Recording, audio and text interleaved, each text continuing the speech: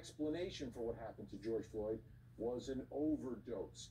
So in this part of the interview, Dr. Cyril Wecht, speaking with Julie Grant, talks about fentanyl. Let me see your other hand. What do we do? The fentanyl, interestingly, and that is going to come up in the trial, you can be sure, this was a high level. The level that was found in this case is enough to kill someone. No question about it. No question. However, you see, that did not kill him because fentanyl kills you by depressing the central nervous system and then depressing the heart and the lungs. That's, I do drug abuse cases all the time. When you take drugs like morphine, heroin, methadone, and fentanyl, you are depressing the brain. That causes you to become less active.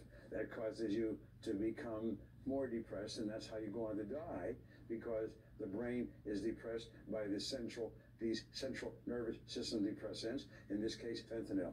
So you can't argue that he died from the result of fentanyl, because there he was, quite active from the fentanyl, not dying from fentanyl. He wasn't dying until he was placed under these compressive activities of Derek Chauvin and the other cops. Stop moving. Do you think it contributed at all to his death? Could it have been a contributing cause? One could theorize that the fentanyl level could have been a contributing cause by virtue of having suppressed the brain activity. That is not unreasonable, inasmuch as it was a high level and it is a central nervous system depressant drug. It makes sense to say that the brain physiological acuity, its ability to function at 100% level, so to speak, was somewhat compromised by the fentanyl level.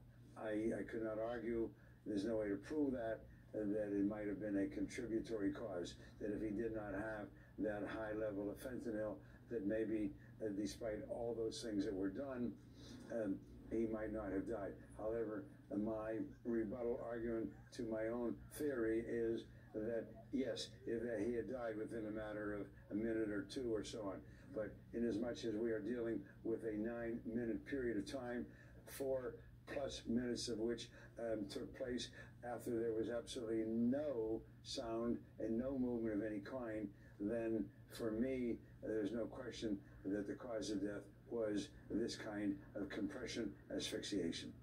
Dude, put your hand up there. Thomas Lane, as the officer approaches him, asks to see his hands, and at one point we slow down the video and you see George Floyd turn his head, and there's looks like a white tablet on his tongue.